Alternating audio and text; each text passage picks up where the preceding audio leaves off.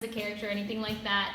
I'm just excited to welcome you to the mausoleum. I'm a Columbiana resident. Most of my adult life is spent in Columbiana. I walk and peek into the mausoleum every time I come into the cemetery because I'm just really curious about it. So I'm really excited that I get to welcome you in here. Just a couple facts about the mausoleum, how it started. Then you can look around and look at the mausoleum for yourself. Has anybody been inside the mausoleum before? A couple of you have? Okay, so this is usually locked. So this was built in 1920. In 1920, the council contracted with the American Mausoleum Company for construction, and there was a mausoleum association that was formed to accept sales of spaces in the mausoleum. And if you want to see it, I have like the newspaper clippings, but it's just a newspaper clipping, but I have this if you want to see it later. This is going to be the shortest talk of the night. So that's 1920. So if you look at the design of the mausoleum, you'll see that similar 1920s kind of Rockefeller design that you see in other buildings of that time period.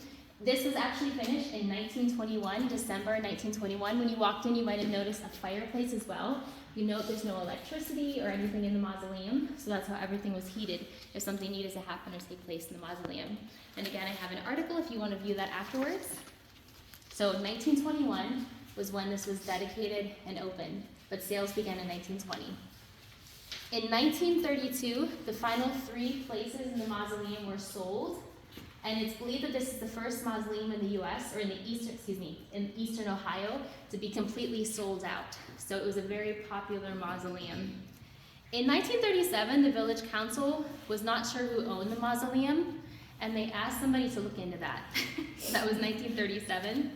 And in 1943, the village council accepted ownership of the mausoleum from the bankrupt Mausoleum Association. So there was a number of years when nobody knew who owned it or took care of it.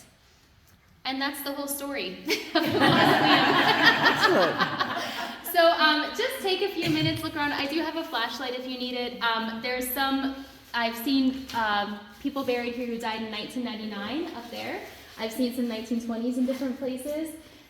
So I don't have a lot of answers if you have questions, but I just have the basic details. But again, because this isn't open very often, please take your time and look around, and then your guide will lead you to the next place. You don't have any idea what it costs to be put in? Unfortunately, I don't. Deb, who welcomed you at the front, has been looking around, and hopefully they can have this open again next year and have some more facts. But she's been digging and digging and digging. That would be great. Let me see what the article says. Why did someone choose the mausoleum instead of just to be buried the normal way? That's a good question. Yeah. I mean, people still do that today too, and I think that's my grandmother was buried in a mausoleum here too, outside. Yeah, I don't know if it's preference, it might be cost as well, depending on the cemetery, cleanliness. I would imagine so.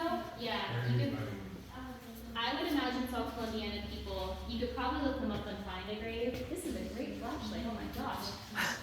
You could probably look them up on things like Find a Grave. Here's the 1998. I recognize the names here. Yarian, Columbiana or the surrounding area, I'm